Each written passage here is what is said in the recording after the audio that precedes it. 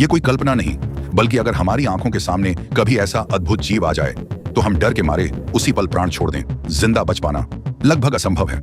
हमारे प्राचीन शास्त्रों में दर्ज एक सत्य है। जी हाँ, आज हम बात करने जा रहे हैं ऐसे ही एक रहस्यमयी जीव की, जिसके नाम भर से देवता भी कांप उठते थे। शास्त्रों में उसका वर्णन मिलता है। लंबाई इतनी विराट कि सैकड़ों योजन तक उसका शरीर फैला था, और एक योजन यानी लगभग 12 किलोमीटर। तो सोचिए, यदि उसका आकार 500 योजन हो तो यह 6000 किलोमीटर लंबा होगा।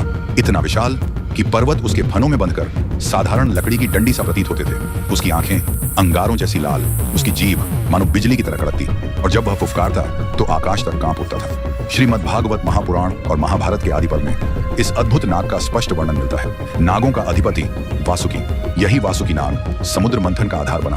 उसका विराट शरीर मंदराचल पर्वत के चारों ओर लिपटा। एक ओर देवता खींचते, दूसरी ओर दानव, और हर बार जब वह फुफकारता तो समुद्र उबल पड़ता, धरती हिल जाती और आकाश में बिजली फट पड़ती। अब सोचो, इतना विराट नाग जो हजारों किलोमीटर लंबा था, वह भगवान शिव के गले में मात्र एक आभूषण है, तो स्वयं महादेव का आकार कैसा होगा? इसीलिए उन्हें कहा गया महाकाल, क्योंकि वे केवल मृत्यु पर नहीं बल्कि काल और ब्रह्मांड दोनों पर अधिकार रखते हैं। उनका स्वरूप इतना असीम है कि सुनते ही आत्मा कांप उठती है। वासुकी नाग केवल नागों का अधिपति नहीं, वह महादेव की अपार शक्ति का प्रतीक है। जब इतना विराट जीव भी शिव जी के गले में सिमट जाए तो समझ लो शिव जी का अस्तित्व कितना अगाध है। एक और रहस्य है नंदी महाराज का, जो केवल वाहन नहीं है बल्कि महाकाल की शक्ति के रक्षक भी हैं। उस रहस्य का पर्दा हम अगली कथा में उठाएंगे।